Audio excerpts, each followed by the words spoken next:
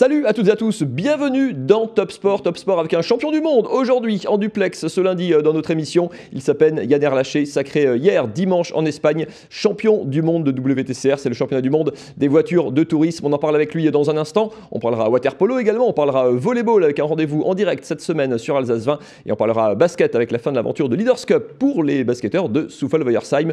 À tout seigneur, tout honneur, on commence avec un champion du monde alsacien à 24 ans, seulement plus jeune champion du monde de la discipline. Bonjour Yann Erlaché. Bonjour. Vous êtes en chemin de retour vers l'Alsace avec des petits yeux, on va le dire. Je ne vais pas vous demander comment s'est passée la soirée d'hier soir, comment on arrose un titre de champion du monde. Est-ce que c'est aujourd'hui, le lendemain, un petit peu à froid, qu'on réalise un petit peu la portée de l'événement, de ce qu'on vient de faire? Oui, tout à fait. Oui, je suis sur la route pour rentrer effectivement à la maison.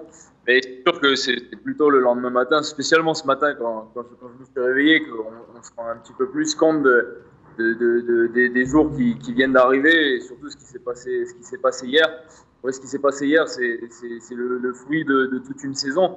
Mais effectivement, sur le moment, c'est pas qu'on s'en rend pas compte, forcément on réalise, mais on est encore sur un week-end de course avec beaucoup d'adrénaline, etc. Donc on se rend un petit peu moins compte que le lendemain, quand on ouvre un peu tous ces messages, les réseaux sociaux, etc., qu'on se rend compte de l'ampleur que ça a et à quel point c'est génial, quoi.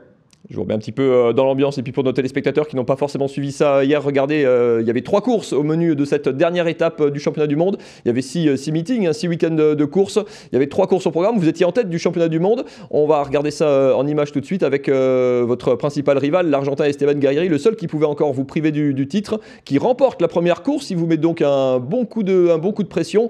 C'est compliqué le WTCR parce que c'est souvent très dense. Les voitures, on le voit, ça frotte beaucoup. Vous êtes sur la Lynk & Co, la bleue numéro 68. Dans la deuxième course, vous sortez un petit peu des pièges. Yvan Muller, votre oncle, s'impose, sa première victoire de la saison. Vous assurez-vous une place qui vous garantit le titre de champion du monde. Votre rival, lui, est sorti. Et puis vous assurez en plus le titre constructeur ensemble sur les deuxième et troisième courses. C'est le scénario parfait. Champion du monde, Yvan Muller, votre oncle, deuxième. Le titre constructeur, c'est un week-end parfait à tout point de vue. Ah ouais, c'est clair. Non, un week-end absolument parfait. Voilà, moi, mon objectif, c'était d'être titré, que notre équipe soit titrée aussi, comme ça, on gagne les 2 championnats. Et en plus de ça, Yvan, il finit 2e du championnat. Alors, on a déjà fini 1er et 2e de course en championnat du monde, mais là, finir 1er et 2e d'un championnat du monde, c'est quand même exceptionnel. C'est assez rare que 2 personnes déjà de la même équipe finissent 1er et 2e, parce que il y en a toujours un qui normalement doit marquer plus de points que l'autre pour le championnat team.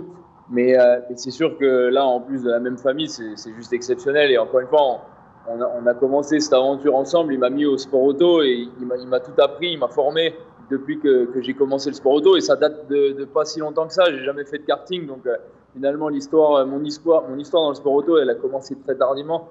Et il m'a tout appris, tout enseigné depuis que j'ai commencé. Et arrivé à ça, à un aboutissement au final, parce que dans une carrière, d'être champion du monde, c'était quand même l'objectif. Et voilà, pour lui comme pour moi, c'est juste exceptionnel ce qu'on a pu vivre hier. Lui a 4 titres de champion du monde dans cette discipline. Elle est d'autant plus exceptionnelle cette saison que vous l'avez menée de bout en bout. De la première à la dernière étape, elle a été un petit peu raccourcie par la pandémie. Le championnat avait repris du coup à la fin de l'été. Il y a eu 16 courses quand même. C'est pas du tout un titre au rabais, entre guillemets. Qu'est-ce qui a fait que tout a fonctionné, que tout s'est bien goupillé tout au long de la saison et que vous avez été surtout si régulier? Vous avez terminé toutes les courses en ramenant chaque fois des points et souvent des gros points. Ouais. Après, voilà, on a eu effectivement une saison qui a été un peu spéciale, comme dans tous les sports, avec le Covid. Et effectivement, ça a un peu influencé sur notre préparation. Je pense que la différence cette année, c'est que j'ai eu le temps justement de me préparer énormément pendant le Covid.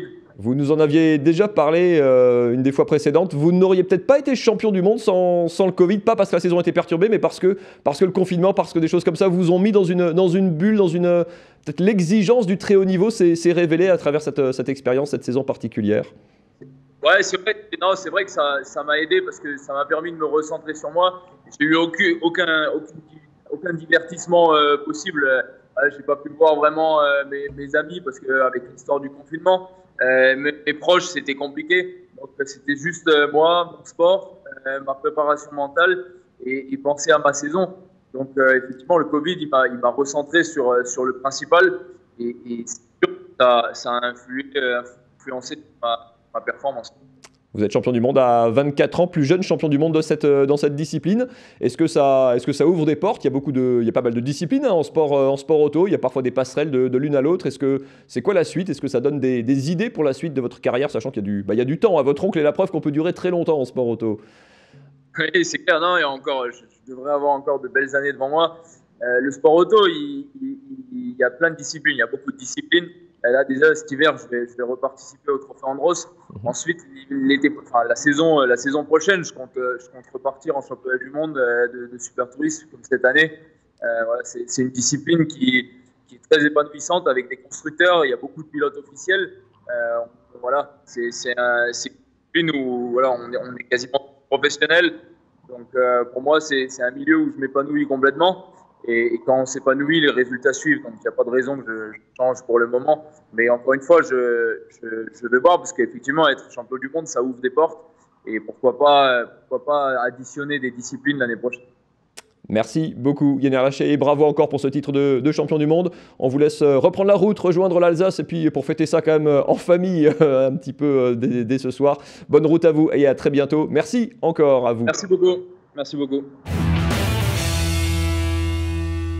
Et le reste de l'actualité sportive était particulièrement légère ce week-end, malheureusement, avec tous les championnats suspendus et les différentes compétitions ajournées. Une seule équipe de basket, par exemple, était montée sur les parquets ce week-end. C'est le basket club de Souffelwegersheim, engagé en Leaders Cup de Pro B. Regardez ces images, les Souffelois en rouge, évidemment, qui s'étaient qualifiés pour les quarts de finale, au nez à la barbe de Gris et de Nancy notamment. Quart de finale du côté de Fos-sur-Mer, Fos en jaune, qui a réalisé un gros début de match. Les Alsaciens sont menés 40-23 à la pause. Malgré un bon comeback en deuxième mi-temps, les Alsaciens ne reviendront pas et s'inclinent finalement de 5 petits points, 78-73. Fin de l'aventure en coupe. Le championnat, il faudra attendre la reprise des compétitions. C'est pas à l'ordre du jour pour l'instant. On va reprendre les chemins de l'entraînement. La Leaders Cup de Pro A, pour la Jeep Elite et pour la SIG, a été, elle, annulée il y a quelques semaines. En waterpolo, très rapidement, les images datent de leur dernier match à domicile du week-end dernier à huis clos, c'était contre Nice. Vous signalez simplement la défaite du Team Strasbourg, ici en bonnet blanc, qui était en déplacement du côté de Noisy ce week-end. Noisy, équipe ambitieuse et costaud de cette saison. Défaite 13-12 pour les Alsaciens qui restent deuxième du championnat. C'est la deuxième défaite des doubles champions de France après celle à Marseille. La compétition en waterpolo continue pour l'instant, en tout cas évidemment à huis clos. Et puis comme on est à huis clos du côté du Palais des Sports de Mulhouse, en volley évidemment, les filles de la SPTT Mulhouse, elles étaient en déplacement à Chamalières ce week-end, victoire 3-7-1. Ça c'était au bon temps où il y avait du monde au Palais des Sports. Comme le public, comme les supporters ne peuvent pas y aller, leur prochain match de championnat, ça sera en direct sur Alsace 20. Rendez-vous ce samedi soir à 20h. Le Palais des Sports à huis clos, mais sur Alsace 20, c'est en direct et c'est gratuit. Réception de Saint-Raphaël. Le début de saison, pour l'instant des Mulhousiennes, est parfait. 6 matchs, 6 victoires. Il y a quelques matchs en retard. Et il y a surtout la Coupe d'Europe, la Ligue des Champions, qui démarre dès la semaine prochaine. Tournoi à 4 lors d'un déplacement en Bulgarie, du côté de Plovdiv. On aura l'occasion d'en parler dans ce match où j'aurai le plaisir de vous retrouver samedi soir, 20h, donc à SPTT Mulhouse, Saint-Raphaël en direct. C'est la fin de ce Top Sport. Je vous souhaite une excellente soirée sur Alsace 20. Salut.